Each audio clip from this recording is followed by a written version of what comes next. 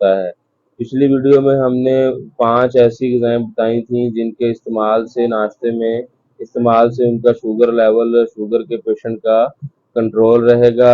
آج کی ویڈیو میں ہم 5 ایسی غذائیں بتائیں گے، 5 ایسی غلطیاں بتائیں گے جن کو کرنے سے شوگر کے مریض کا بلڈ شوگر لیول جو ہے وہ ہائی ہو جاتا ہے۔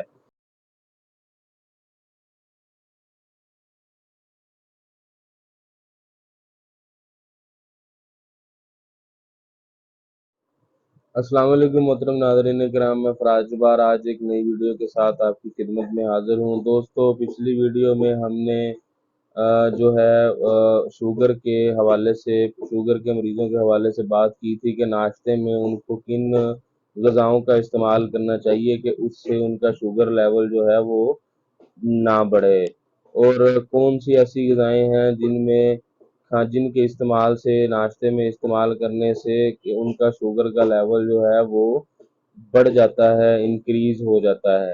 پچھلی ویڈیو میں ہم نے 5 ایسی غذائیں بتائی تھیں جن کے استعمال سے ناشتے میں استعمال سے ان کا شوگر لیول، شوگر کے پیشنٹ کا کنٹرول رہے گا۔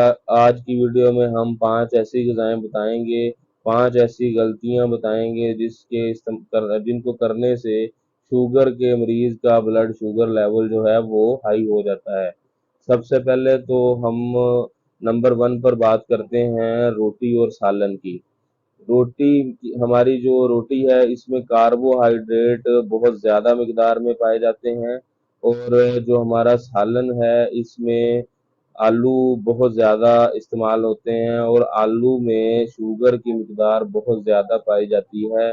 تو اس لیے روٹی اور سالن کا ناشتے میں استعمال کرنے سے آپ کی بلڈ شوگر لیول جو ہے وہ بڑھ جائے گی۔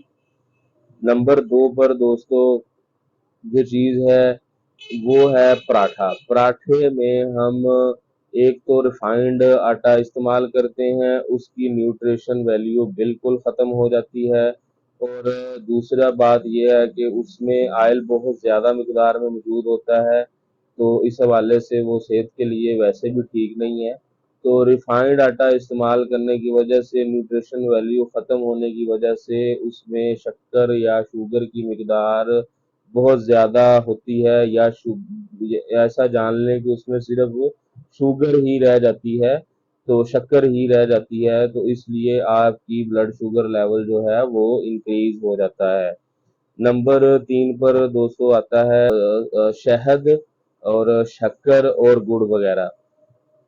شوگر کے مریضوں کا ماننا یہ ہے، ان کی سوچ یہ ہے کہ گڑ، چینی اور شہد میں جو ہے شوگر کی مقدار جو ہے وہ کم ہے، لیکن ایسا نہیں ہے۔ جتنی ہی ہماری چینی میں شوگر کی مقدار ہے، اسی حساب سے ہمارے گڑ، شکر اور شہد میں بھی چینی کی مقدار جو ہے اور شوگر کی مقدار اتنی ہی ہے، اس لحاظ سے آپ اس کا استعمال بھی نہیں کر سکتے۔ چوتھے نمبر پر دوستو آتا ہے ہمارا بریڈ، رس اور ڈبل روٹی وغیرہ جو ہم ناشتے میں استعمال کرتے ہیں۔ دوستو، اس میں مکمل طور پر کاربوہائیڈریٹس پائے جاتے ہیں، جس کے استعمال سے آپ کی شوگر 1 گھنٹے کے دوران آسمان کو چھو جائے گی۔ اگر آپ ناشتے میں بریڈ اور رس اور جو ڈبل روٹی وغیرہ کا بیکری آئٹم کا استعمال کریں گے، اور بریڈ کے اوپر جیم لگا کر اگر استعمال کرتے ہیں تو وہ تو پھر ہے ہی، جیم جو ہے وہ میٹھا ہوتا ہے، تو اس حوالے سے آپ کا بلڈ شوگر لیول جو ہے وہ بڑھ جائے گا۔ 5ویں نمبر پر دوستو ہے دلیا۔ دلیا جو ہے وہ کسی بھی قسم کا ہے، چاہے وہ جو کا دلیا ہے، چاہے وہ گندم کا دلیا ہے، اس میں کاربوہائیڈریٹ کی مقدار بہت زیادہ ہوتی ہے۔ اس کے استعمال سے ہماری جو ہے وہ بلڈ شوگر لیول جو ہے وہ بڑھ جاتا ہے، اور اس حوالے سے جو مریض شوگر کے پیشنٹ ہیں وہ ناشتے میں اپنے دلیے کا استعمال بھی جو ہے وہ ترک کر دیں، نہیں تو ان کی بلڈ شوگر لیول جو ہے وہ بڑھتی رہے گی اور وہ پریشان ہوتے رہیں گے۔ اس کے شوگر کے حوالے سے ان کو بہت سے اور بھی مسائل کا سامنا کرنا پڑتا ہے۔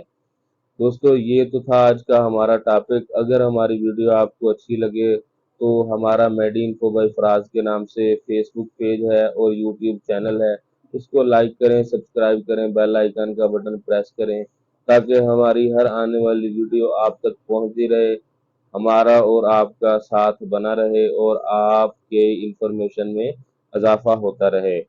اور دوستو کوئی بھی پرابلم ہو تو آپ کمنٹ سیکشن میں کمنٹ کر سکتے ہیں، انشاءاللہ آپ کو اس کا جواب ضرور دیا جائے گا۔ اللہ ہم سب کا حامی و ناصر ہو، دعاؤں میں یاد رکھیے گا۔ السلام علیکم۔